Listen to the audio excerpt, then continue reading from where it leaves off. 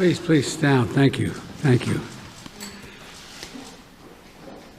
Good afternoon. Before I take questions, I want to give you a progress report to the nation on where we stand 65 days into office here, on vaccinations and a few other top priorities for the American people.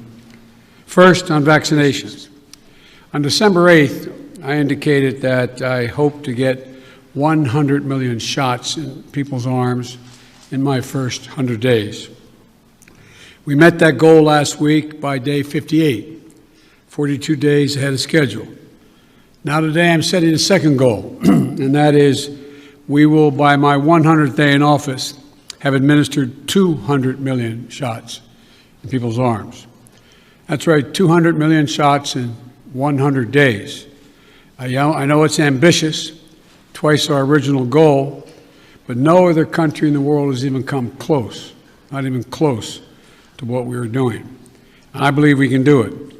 And today, we made a historic investment in reaching the hardest hit and the most vulnerable communities, the highest risk communities, as a consequence of the virus, by investing an additional $10 billion in being able to reach them. I also set a goal before I took office of getting a majority of schools in K through 8 fully open in the first 100 days.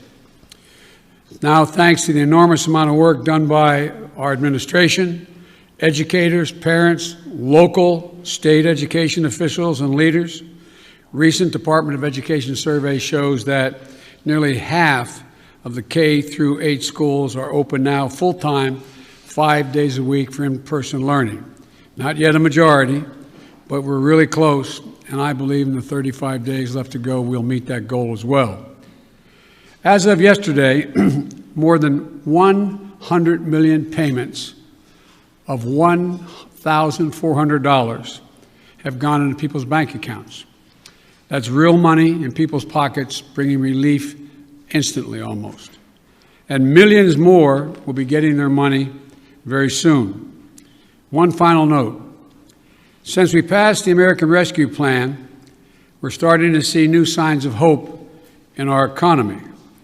Since it was passed, a majority of economic forecasters have significantly increased their projections on the economic growth that's going to take place this year.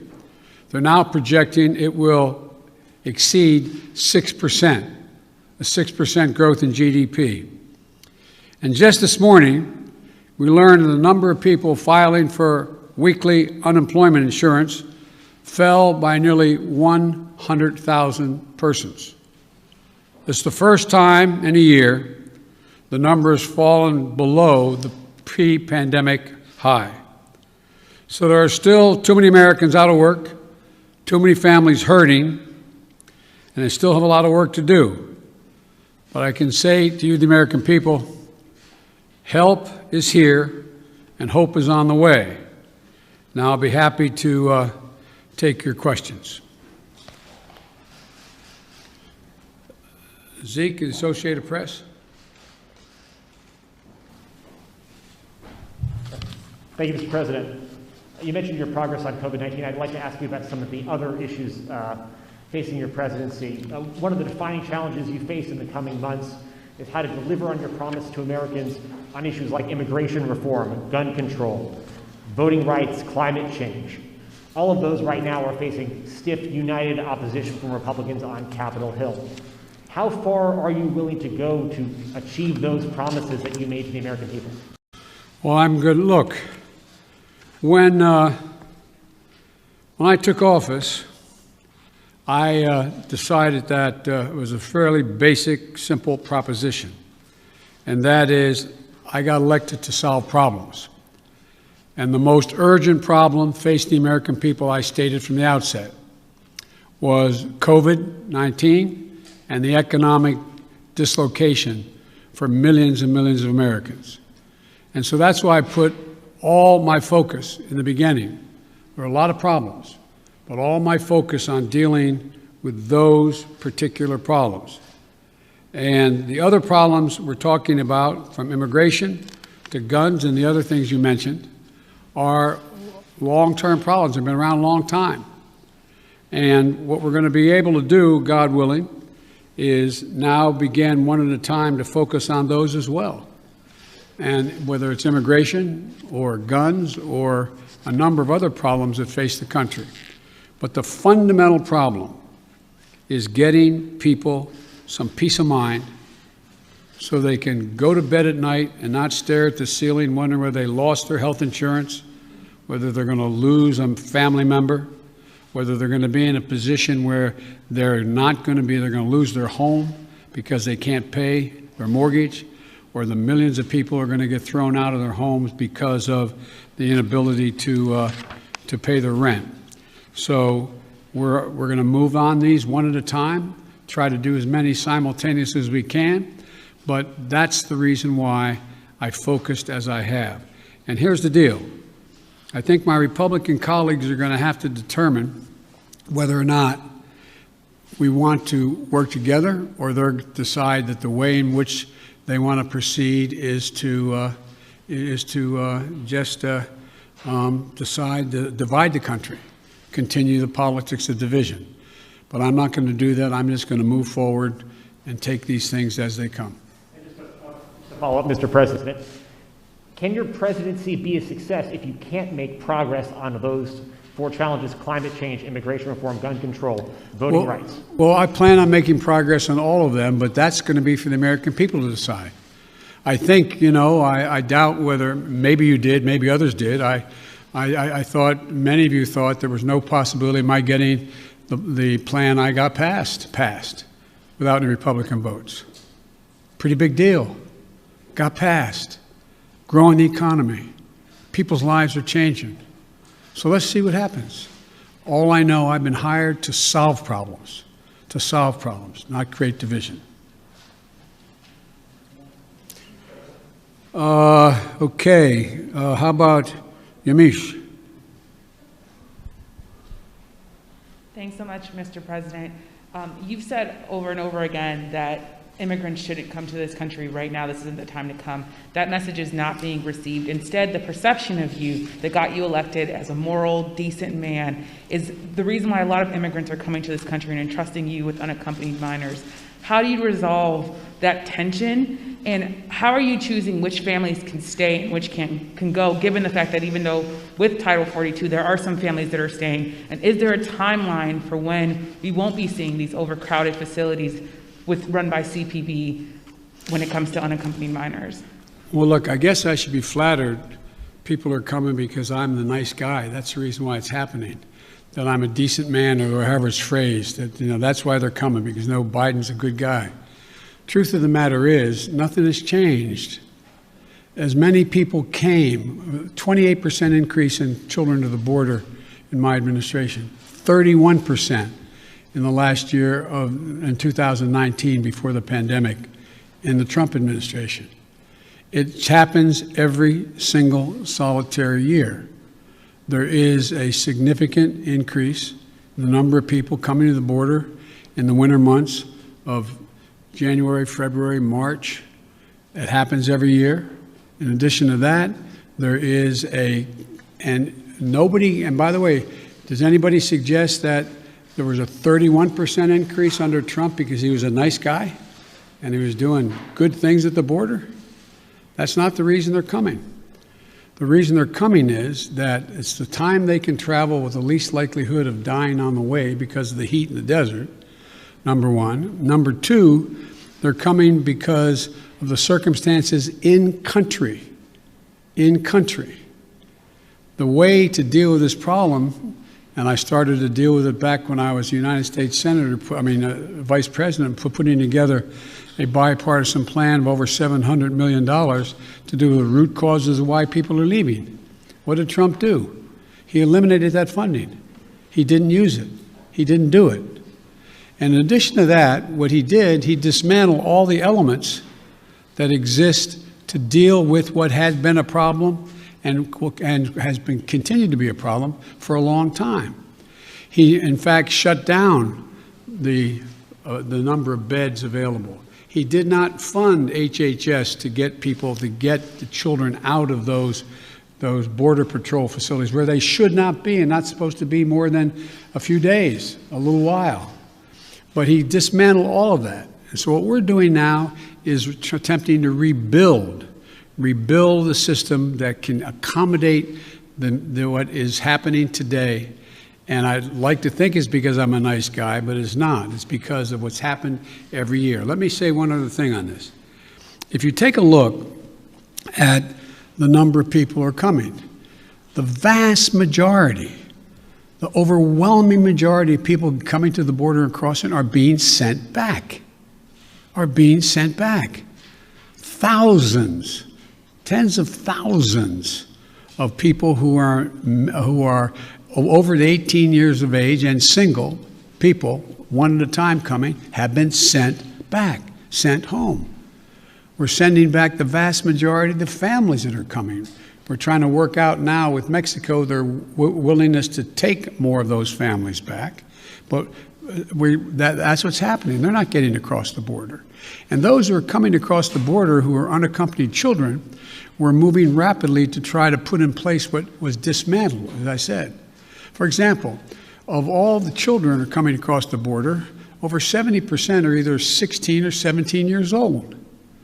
We're not talking about people ripping babies from mother's arms or little 3-year-olds standing on the border. Less than, I think it's 1.5% fall in the category of the very young. So what we're doing is we're providing for the space, again, to be able to get these kids out of the Border Patrol facilities, which no one should be in any longer than 72 hours. And today, I went to, for example, I used all the resources available to me, went to the Defense Department, and the Secretary of Defense has just made available Fort Bliss, 5,000 beds. Be immediately available, 5,000 beds in the Texas border. So we're building back up the capacity that should have been maintained and built upon, that Trump dismantled. It's going to take time. And the other thing we're doing, I might add, am I giving you too long an answer? Because if you don't want the detail. No, but I mean, I don't know how much detail you want about immigration. Maybe I'll stop there and finish. My follow-up question is, one, if you could talk a little bit about which families, why they're being allowed to stay, what the families that are being allowed to stay, why they're being allowed to stay. In addition to that, when it comes to the filibuster, which is what Zeke was asking about, there's immigration is a big issue, of course, when it related to the filibuster, but there's also Republicans who are passing bill after bill trying to restrict voting rights. Chuck Schumer is calling it an existential threat to democracy. Why not back a filibuster rule that at least gets around issues including voting rights or immigration? Jim Clyburn, someone, of course, who you know very well, has backed the idea of a filibuster rule when it comes to civil rights and voting rights. Well, look, I'm going to deal with all of those problems. The question is the priorities as they come and land on my plate. Let's go to the first question you asked, the first of the second questions you asked, and that is, what about dealing with families? Why are not some not going back? Because Mexico is refusing to take them back. They're saying they won't take them back, not all of them. We're in negotiations with the president of Mexico. I think we're going to see that change. They should all be going back, all be going back. The only people we're not going to let sitting there on the other side of the Rio Grande by themselves with no help are children. And what we're doing there, and it's an important point to understand. I know you understand it. I don't mean to say it that way. Important point to focus on. The vast majority of people under the age of 18 come to the United States come with a telephone number on a wristband, or come with a telephone number in their pocket in the United States. A mother, a father, a close relative, a grandmama or grandpa. What was happening before is it's taking literally weeks and weeks and maybe even months before anybody pick up the phone and call to see if there really was someone there. Well, we've set up a system now where within 24 hours there's a phone call made as that child crosses the border. And then a verification system being put in place as of today to determine quickly whether or not that is a trafficker being called or that is actually a mom, a dad, and or a close relative. They're establishing that right off the bat. If it in fact is mom or dad, dad says, to take the extreme case, I got a birth certificate. Then guess what? We're getting that kid directly to that parent immediately. And so that's going to reduce significantly. There's two ways to reduce child populations in circumstances that are not acceptable, like being held at a Border Patrol station. One is to get them to the place where they have a relative and set a date as to when a hearing can be held. The second way to do it is put them in a Health and Human Services facility that we're occupying now, both licensed beds around the country that exist, as well as, for example, federal resources like Fort Bliss, to get them safely in a place where they can be taken care of while their fate is determined. Filibuster. Filibuster. With regard to the filibuster, I believe we should go back to a position of the filibuster that existed just when I came to the United States Senate 120 years ago. And that is that it used to be required for the filibuster, and I had a card on this. I was going to give you the statistics, but you probably know them. That it used to be that from between 1917 and 1971, the filibuster existed. There were a total of 58 motions to break a filibuster that whole time. Last year alone, there were 5 times that many. So it's being abused in a gigantic way.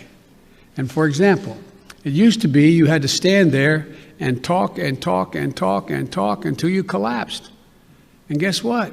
People got tired of talking and tired of collapsing. Filibusters broke down and we were able to break the filibuster, get a quorum and vote. So I strongly support moving in that direction, in addition to having an open mind about dealing with certain things that are just elemental to the functioning of our democracy, like the right to vote, like the basic right to vote. We've amended the filibuster in the past. But here's the deal. As you observed, I'm a fairly practical guy. I want to get things done. I want to get them done consistent with what we promised the American people. And in order to do that, in a 50-50 Senate, we've got to get to the place where I get 50 votes so that the Vice President of the United States can break the tie, or I get 51 votes without her. And so I'm going to say something outrageous. I have never been particularly poor at calculating how to get things done in the United States Senate. So the best way to get something done, if it holds near and dear to you that you like to be able to, anyway, we're going to get a lot done. And if we have to, if there's complete lockdown and chaos as a consequence of the filibuster, then we'll have to go beyond what I'm talking about. Okay, hang on. Sorry. Oh, Ms. Kim. Thank you, Mr. President. To follow up on the filibuster, so do you believe it should take 60 votes to end a filibuster on legislation or 51? If we could end it with 51, we would have no problem. You're going to have to, the existing rule, it's going to be hard to get a parliamentary ruling that allows 50 votes to end the filibuster, the existence of a filibuster.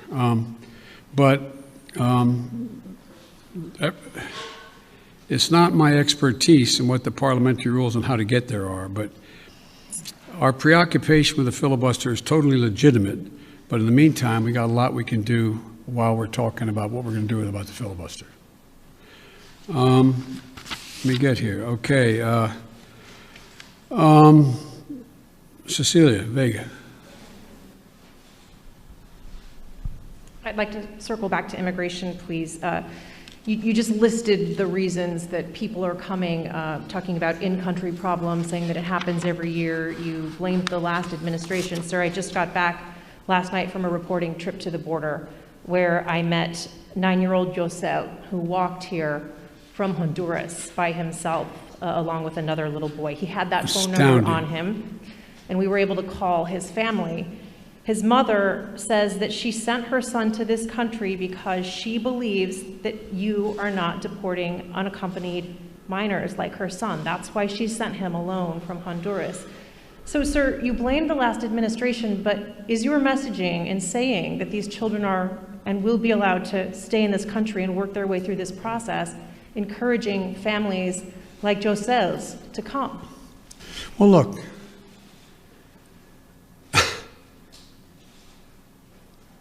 the idea that I'm going to say, which I would never do, that if an unaccompanied child ends up at the border, we're just going to let him starve to death and stay on the other side. No previous administration did that either, except Trump. I'm not going to do it. I'm not going to do it. That's why I've asked the Vice President of the United States yesterday to be the lead person on dealing with focusing on the fundamental reasons why people leave Honduras, Guatemala, El Salvador in the first place. It's because of earthquakes, floods. It's because of lack of food. It's because of gang violence. It's because of a whole range of things that when I was vice president had the same obligation to deal with unaccompanied children. I was able to get it slowed up significantly by working with the heads of state of those communities to do things like in one of the major cities, the reason people were leaving is they couldn't walk the street because their kids were getting beat up or shot or gang violence. Well, what I was able to do is not give money to the head of state because so many are corrupt, but I was able to say, okay, you need lighting in the streets to change things? I'll put the lighting in. We got a contractor. We got the type of lighting. We paid directly to the contractor, did not go through the government. And violent crime significantly was reduced in that city. Fewer people sought to leave. When this hurricane occurred, the 2 hurricanes, instead of us going down and helping in a major way so that people would not have a reason to want to leave in the first place because they didn't have housing or water or sustenance, we did nothing. We're going to do a lot in our administration. We're going to be spending that $700+ million a year to change the life and circumstances of why people leave in the first place. That mother did not sit around on the kitchen table and say, you know, I got a great idea. Why I'm going to make sure my son gets taken care of is I'm going to put him, how old was he or she? He's 9. I also met a 10-year-old. A 9-year-old. I'm going to send him on a 1,000-mile journey across the desert and up to the United States because I know Joe Biden's a nice guy and he'll take care of him. What a desperate act to have to take. The circumstances must be horrible. So we can do something about that. That's what the vice president's going to be doing. What I did when President Obama asked me to come and deal. I was in Turkey at the time. He said, you got to come home and take care of this. So we put together a plan and it had an impact. And so the question here is how we go ahead and do this, what we do. There's no easy answer. Quick follow-up, if I may. Do you want to see these unaccompanied minors staying in this country, or should they be deported eventually? Well, the judgment has to be made whether or not, in this young man's case, he has a mom at home. There's an overwhelming reason why he'd be put in a plane and flown back to his mom.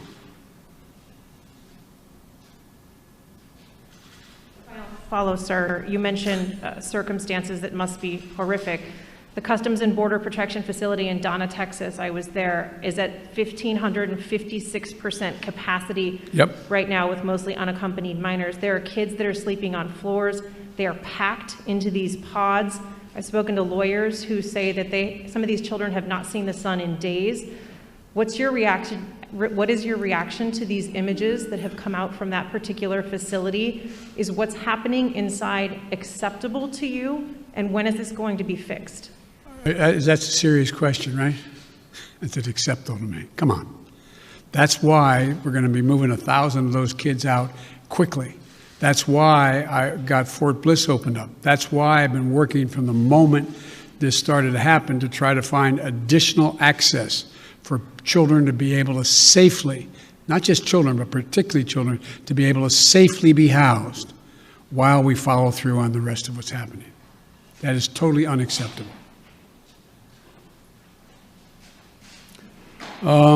Ken. Thank you, Mr. President. I wanted to ask you about Afghanistan. You face a May 1st deadline for the withdrawal of U.S. troops from that country. As a candidate in foreign affairs, you wrote that it is past time to end these forever wars. Can you commit to the American people that by May 2nd, the U.S. will no longer have forces in Afghanistan? The answer is that it's going to be hard to meet the May 1 deadline. Just in terms of tactical reasons, it's hard to get those troops out. So what we've been doing, what I've been doing, and what Secretary Blinken has been doing, we've been meeting with our allies, those other nations that have NATO allies who have troops in Afghanistan as well. And if we leave, we're going to do so in a safe and orderly way. We're in consultation, I said, with our allies and partners and how to proceed.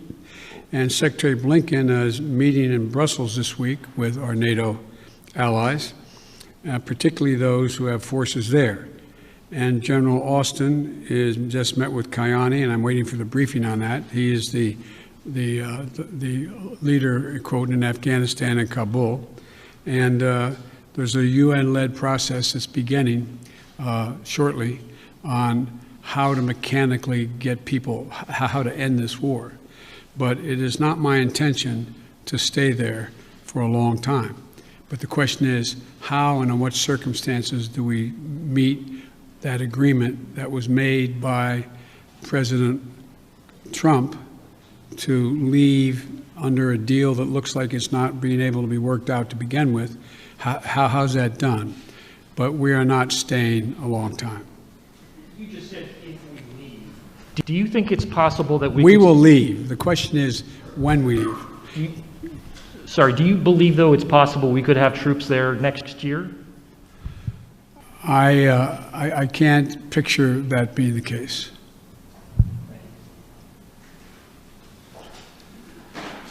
Okay, Kristen.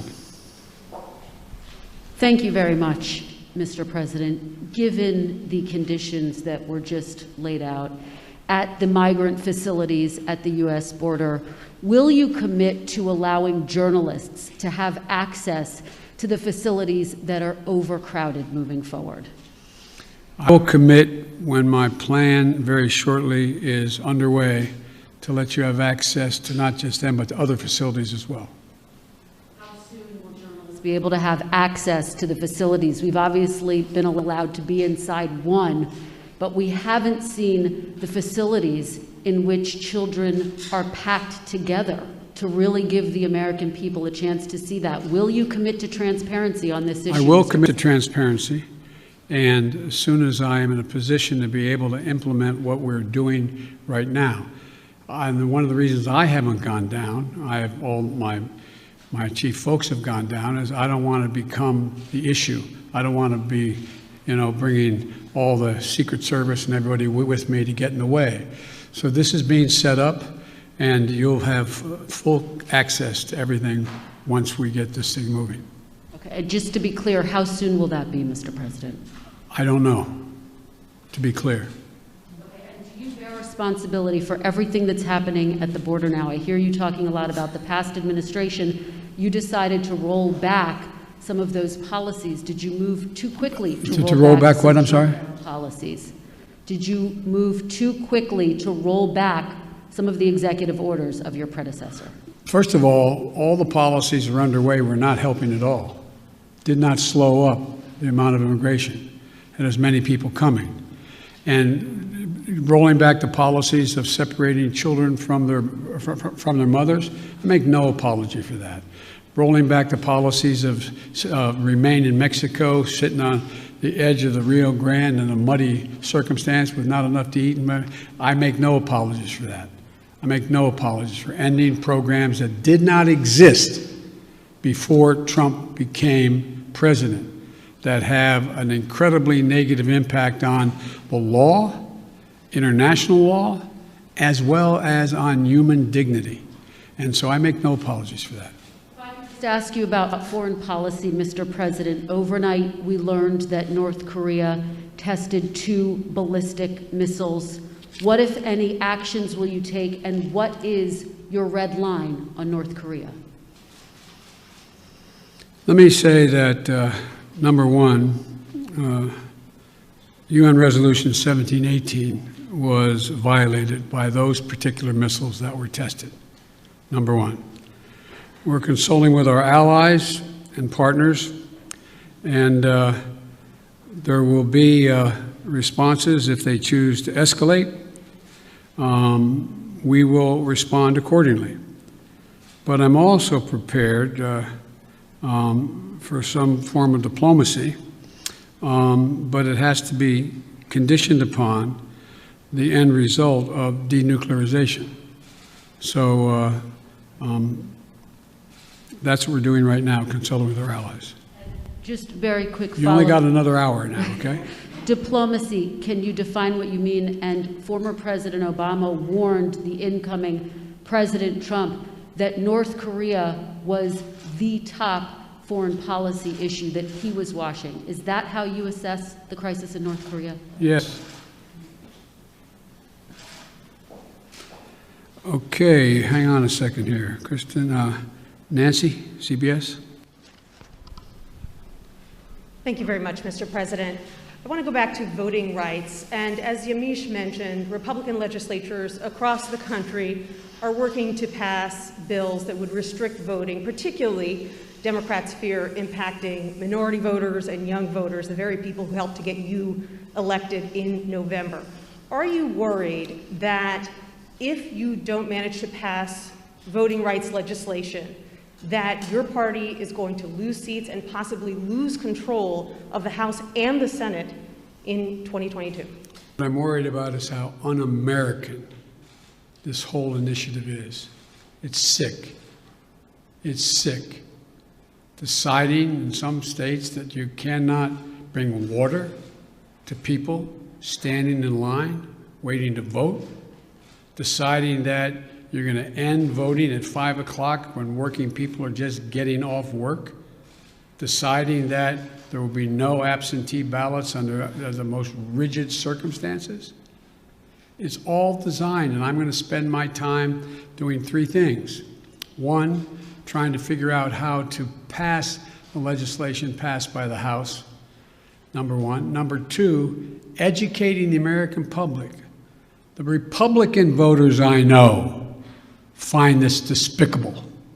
Republican voters, the folks out outside this White House. I'm not talking about the elected officials. I'm talking about voters.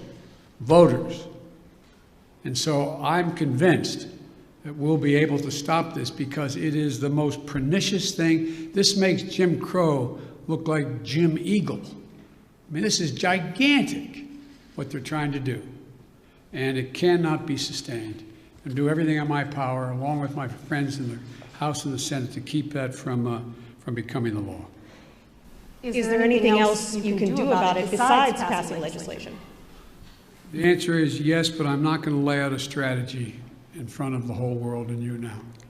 And then on a related note, have you decided whether you are going to run for re-election in 2024? You haven't set up a re-election campaign yet, as your predecessor had by this time.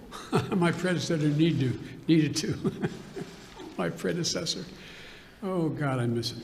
Have you? No, the answer is yes. My plan is to run for re-election. That's my expectation. And then on one other note, on bipartisanship, your old friend, Mitch McConnell, says you have only spoken to each other once since you took office, and that you have moved far left since taking office. Do you see it the same way he does? Have you rejected bipartisanship? No, I haven't at all. I've been meeting. When's the last time a president invited the opposite party down at least a half a dozen times to talk about issues, everything from how we work. We're working with a group of 20 members of the Senate right now and House on how we reestablish our ability to make computer chips and how we get ahead of the game, how we can work together. We're working together on a bunch of things. But look, I know Mitch well. Mitch knows me well. I would expect Mitch to say exactly what he said. But this is a matter of making sure that I would like elected Republican support. But what I know I have now is I have electoral support from Republican voters.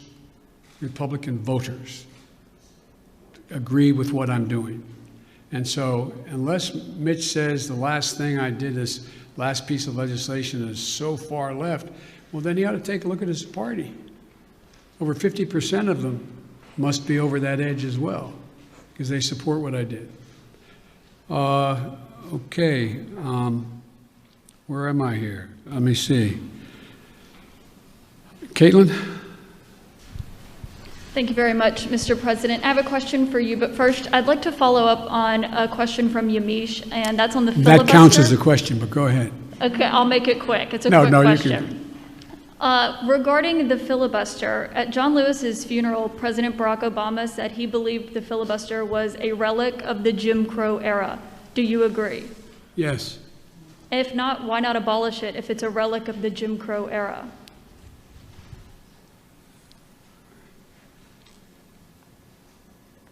Successful electoral politics is the art of the possible. Let's figure out how we can get this done and move in the direction of significantly changing the abuse of even the filibuster rule first. It's been abused from the time it came into being by an extreme way in the last 20 years. Let's deal with the abuse first. It sounds like you're moving closer to eliminating the filibuster. Is that correct? I answered your question. You also just made some news by saying that you are going to run for re-election. I said that is my expectation. So is that a yes, that you are running for re-election? Look, I don't know where you guys come from, man. I've never been able to travel. I'm a great respecter of fate. I've never been able to plan 3.5 years ahead for certain. And if you do run, will Vice President Harris be on your ticket? I would fully expect that to be the case. She's doing a great job. She's a great partner. She's a great partner. And do you believe you'll be running against former President Trump? Oh, come on. I don't even think about it. I have no idea. I have no idea whether there'll be a Republican Party. Do you? I know you don't have to answer my question, but I mean, do you? I mean, look, this is the way I view things. I become a great respecter of fate in my life. I set a goal that's in front of me to get things done for the people I care most about, which are hard-working, decent American people who really having it stuck to them. I want to change the paradigm. I want to change the paradigm. We start to reward work, not just wealth. I want to change the paradigm. If you notice, didn't you find it kind of interesting that my Republican friends were worried about that the cost and the taxes that had to be had, if there is any tax to be had, as they talk about it, in dealing with the act that we just passed, which puts money in people's pockets, ordinary people? Do you hear them complain when they passed close to $2 trillion Trump tax cut, 83% going to the top 1%? Do you hear them talk about that at all? I love the fact that they found this whole idea of concern about the federal budget. It's kind of amazing. When the federal budget is saving people's lives, they don't think it's such a good idea. When the federal budget is feathering the nest of the wealthiest Americans, 90 of the Fortune 500 companies making billions of dollars not paying a cent in taxes, reducing taxes to the point that people who are making, if you're a husband and wife, a school teacher and a cop, you're paying at a higher rate than the average person making $1 billion a year is. Something's wrong. Their newfound concern I'm concerned, look, I meant what I said when I ran, and a lot of you still think I'm wrong, and I respect that. So I'm running for 3 reasons. To restore the soul, dignity, honor, honesty, transparency to the American political system. 2, to rebuild the backbone of this country, the middle class, hardworking people and people struggling to get in the middle class. They built America, and unions built them. The 3rd reason I said I was running was to unite the country. And generically speaking, all of you said, no, you can't do that. Well, I've not been able to unite the Congress, but I've been uniting the country based on the polling data. We have to come together. We have to. So from my perspective, you know, it's, to me, it's about just, you know, getting out there, putting one foot in front of the other, and just trying to make things better for people. Just hard-working people. People get up every morning and just want to figure out how to put food on the table for their kids, be able to have a little bit of breathing room, being able to have, make sure that they go to bed not staring at the ceiling like my dad did, wondering whether, since he didn't have health insurance, what happens if mom gets sick or he got sick. These are basic things. Basic things. And I'm of the view that the vast majority of people, including registered Republicans by and large, share that same view, that same sense of what is, you know, what's appropriate. Justin Sink, Bloomberg. Thanks, Mr. President. I wanted to ask about your relationship with China now that you've been on office for a couple months. There's obviously the meeting in Alaska that was a little theatrical, and there's the continued human rights abuses. So today, I'm wondering, are you more likely than you were when you came into office to maintain tariffs on China? Are you considering banning imports of forced labor products? And would you consider cutting off U.S. investment or Chinese access to international payment systems? Well, look, they're each specifically legitimate questions, but they only touch a smidgen of what the relationship with China really is about. I've known Xi Jinping for a long time. Allegedly, by the time I left office as vice president, I had spent more time with Xi Jinping than any world leader had, because President Obama and the Chinese President Hu decided we should get to know one another, since it was inappropriate for the President of the United States to spend time with the Vice President of another country. But it was obvious he was going to become the new leader of China.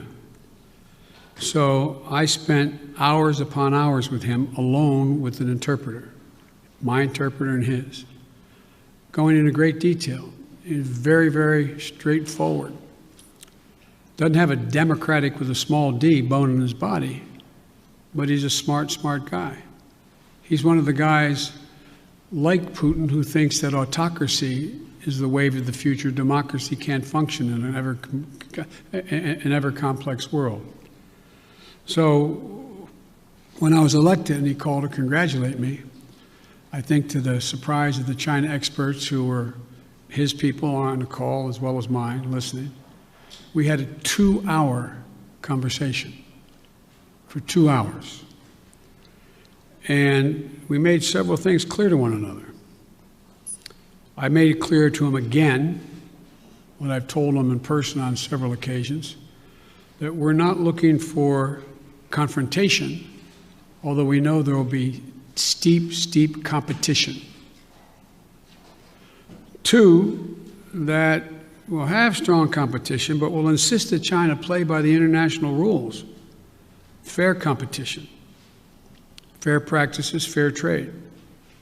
Thirdly, in order to compete effectively, I indicated that we're going to deal with China effectively. And we're going to need 3 things to do that, telling our people. First, we're going to invest in American workers and American science. I said that all through the campaign. I say it again, and I'm setting up my administration to be able to do that, which is that You know, back in the 60s, we used to invest a little over 2% of our entire GDP in pure research and investment in science. Today, it's 0.7%. I'm going to change that. We're going to change that. The future lies in who can, in fact, own the future as it relates to technology, quantum computing, a whole range of things, including the medical fields. And so, what I'm going to do is make sure we invest closer to 2%. One of the reasons why I've set up the PAB, the President's Board with Scientists and the like, again, is we're going to invest in medical research, cancer, Alzheimer's, diabetes, the things, industries of the future, artificial intelligence, quantum computing, biotech, and we're going to make real investments. China is out investing us by a long shot because their plan is to own that future. The second thing we're going to do is we're going to reestablish our alliances, and I've been very clear with them. It's not anti-Chinese, and we've talked about it. I want to make sure that, for example, later today, after this, as a matter of fact, shortly after this, which is fine, we've been going close to an hour. I'm happy to go longer, but one of the things that I'm going to be doing, I'm going to be speaking with 27 heads of state in Europe. And very shortly, I think within the next hour or so, I don't know the exact time.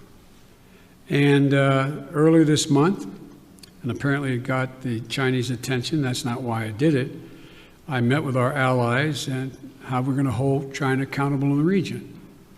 Australia, India, Japan, and the United States, the so-called Quad. Because we have to have democracies working together. Before too long, I'm going to invite an alliance of democracies to come here to discuss the future. And so we're going to make it clear that in order to deal with these things, we are going to hold China accountable to follow the rules. To follow the rules. Whether it relates to the South China Sea or the North China Sea or the agreement made on Taiwan or a whole range of other things. And the third thing, and the thing that I admire about dealing with Xi is he understands, he makes no pretense about not understanding what I'm saying any more than I do him. I pointed out to him, no leader can be sustained in his position or her position unless they represent the values of the country. And I said, Mr. President, as I've told you before, Americans value the notion of freedom. America values human rights. We don't always live up to our expectations, but there's a value system. We are founded on that principle. And as long as you and your country continues to so blatantly violate human rights, we are going to continue in an unrelenting way to call to the attention of the world and make it clear what's happening. And he understood that. I made it clear that no American president, at least one did, but no American president ever backed down from speaking out of what's happening to the Uyghurs, what's happening in Hong Kong, what's happening in country. That's who we are. The moment a president walks away from that, as the last one did, is the moment we begin to lose our legitimacy around the world. It's who we are. So I see stiff competition with China. China has an overall goal, and I don't criticize them for the goal, but they have an overall goal to become the leading country in the world, the wealthiest country in the world, and the most powerful country in the world. That's not going to happen on my watch, because the United States is going to continue to grow and expand. All right, just to follow up on the meeting of democracies, is that where you expect in a multilateral way to make these decisions about sanctions or No, that's not where I make the decision. That's where I make sure we're all on the same page. All on the same page. Look, I predict to you, your children or grandchildren are going to be doing their doctoral thesis on the issue of who succeeded, autocracy or democracy, because that is what is at stake. not just with China. Look around the world. We're in the midst of a fourth industrial revolution of enormous consequence. Will there be middle class? How will people adjust to these significant changes in science and technology, the environment? How will they do that? And our democracy is equipped, because all the people get to speak, to compete.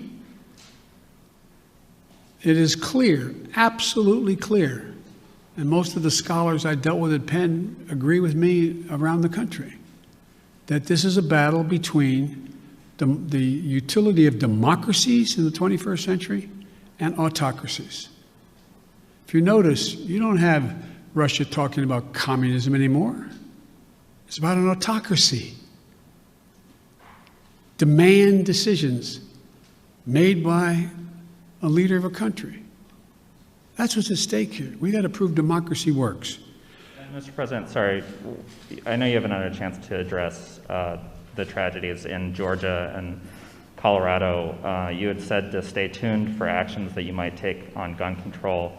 Wondering if you've made a decision either about sending the manufacturer liability bill that you had promised on day one to Capitol Hill, or executive actions like going after ghost guns or giving money to cities and states to battle gun control. All the above. It's a matter of timing. As you've all observed, successful presidents, better than me, have been successful in large part because they know how to time what they're doing, order it, decide in priorities what needs to be done.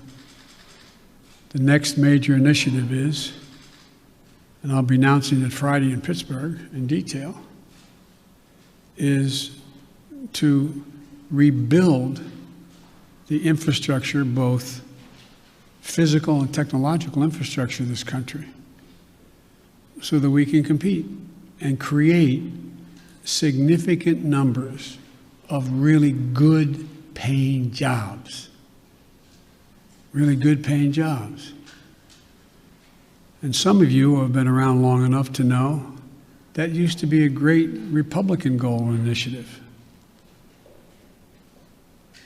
I still think the majority of the American people don't like the fact that we are now ranked, 85th in the world in infrastructure. I mean, look, the future rests on whether or not we have the best airports that can accommodate air travel, ports that you can get in and out of quickly, so businesses decide. Some of you, if you're ever local reporters, and you found your governor or mayor trying to attract business to your community, what's the first thing the business asked? What's the closest access to an interstate highway? How far am I from freight rail? Is the water available? Is enough water available for me to conduct my business? All the things that relate to infrastructure. We have somewhere, I asked the staff to write it down for me, and they did, not for this, but for a longer discussion. We have somewhere in terms of infrastructure, we rank 13th globally in infrastructure. China is investing 3 times more in infrastructure than the United States is. Bridges, more than 1/3 of our bridges, 231,000 of them, need repairs. Some are physical safety risks or preservation work. 1 in 5 miles of our highways and major roads are in poor condition. That's 186,000 miles of highway. Aviation, 20% of all flights, 20% of all flights weren't on time, resulting in 1.5 million hours lost in production. 6 to 10 million homes in America still have lead pipes servicing their water lines. We have over 100,000 wellheads that are not capped, leaking methane. What are we doing? And by the way, we can put as many pipe fitters and miners and us to work capping those wells at the same price that they would charge to dig those wells. So I just find it frustrating. Frustrating. Talk about, last point I'll make in the infrastructure, and I apologize for spending more time on it, but is that if you think about it,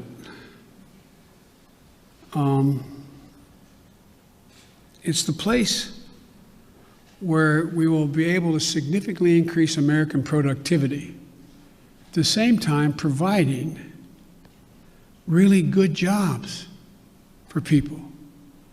But we can't build back to what they used to be. We have to build, the environment's already, global warming's already done significant damage. The roads that used to be above the water level didn't have to worry about where the drainage ditch was. Now you got to rebuild them 3 feet higher because it's not going to go back to what it was before. Only get worse unless we stop it. There's so much we can do. Look at all the schools in America. Most of you live in the Washington area now, but in your hometowns, I don't know where you're all from. How many schools where the kids can't drink the water out of the fountain? How many schools are still in a position where there's asbestos? How many schools in America we're sending our kids to don't have adequate ventilation? How many homes, buildings, office complexes are wasting billions of barrels of oil over time because they can't hold in the heat or the air conditioning because it's leaks through the windows that are so porous and the connections? It's amazing. So there's so much we can do that's good stuff, makes people healthier, and creates good jobs. And I think that I got one more question here. And Janet from Univision. Thank you, Mr. President. We too have been reporting at the border, and just like Cecilia, we ran into a pair of siblings who came in on Monday, were detained by CBP, had the phone number for their mother who lives in the U.S. We have contacted the mother. That's the only way they know her kids are here, because CBP today, Thursday, has not contacted that mother. So when can we expect your promise of things getting better with contacting and expediting? Well, they're already getting better, but they're going to get real. They're going to a whole hell of a lot better real quick, or we're going to hear some people leaving. Okay? We can get this done. We're going to get it done. I had a long meeting with the entire team and several cabinet level officers the other night. We're going to be moving within the next week over 100,000. I mean, 1,000 people out of the Border Patrol into safe, secure beds and facilities. We're going to significantly ramp up. We're already out there contacting everyone from getting some of the employees at HHS. There's a lot of them doing other things and move them into making those calls. We're in the process of rearranging and providing for the personnel needed to get that done. But I admire the fact that you were down there, you're making the calls yourself. It's real. The next thing that has to happen, though, as you well know, has to happen. There have to be some certitude that this is actually mom, dad, or whomever. And there's ways to do that. There's ways to do that a little bit like determining whether or not you got the right code for your credit card. You know, what was your dog's name kind of thing. I'm being a bit facetious, but not really. And also seeking harder data from DNA to birth certificates, which takes longer. So I want to do this as quickly, as humanly possible, and as safely as possible. As you well know, treating the root causes in Latin America doesn't change things overnight. How do you realistically and physically keep these families from coming to the U.S. when things will not get better in their countries right away? Well, I can't guarantee that, but I know, you know, that old thing, the journey of 1,000 miles starts with the first step. You know as well as I do. You cover it. You have it's not like somebody sitting on a hand-hewn table in Guatemala, in somewhere in Mexico or in Guadalupe saying, I got a great idea. Let's sell everything we have. Give it to a coyote. Have them take our kids across the border into the desert where they don't speak the language. Won't that be fun? Let's go. That's not how it happens. People don't want to leave. When my great-grandfather got in a coffin ship in the Irish Sea, the expectation was he going to live long enough on that ship to get to the United States of America. But they left because of what the Brits had been doing. They were in real, real trouble. They didn't want to leave, but they had no choice. So I can't guarantee we're going to solve everything, but I can guarantee we can make everything better. We can make it better. We can change the lives of so many people. And the other thing I want to point out to you, and I hope you point out, I realize it's much more heart-wrenching, and it is, to deal with a 5 and 6 and 7-year-old. But you went down there and you saw the vast majority of these children, 70% are 16 years old, 17 years old, and mostly males. Doesn't make it good, bad, or indifferent, but the idea that we have tens of thousands of kids in these god-awful facilities that are really little babies crying all night, there's some, that's true. That's why we got to act. And yesterday, I asked my team, both the director of the two agencies as well as others, I asked them what would they in fact, and I asked their opinion because they're the experts, but I said, focus on the most vulnerable immediately. But there's no reason why in the next month as people cross the border, that phone call can't be made in the first 48 hours and begin. If I may ask one last question, have you had any talks with Senate Republicans who are threatening this administration with not considering the immigration legislation that was passed in the House until the situation at the border has been resolved? No, because I know they have to posture for a while. They sort of got to get out of their system. This is a, but I'm ready to work with any Republican who wants to help solve the problem or make the situation better. But folks, I'm going. Thank you very, very much. I appreciate it. Thank you.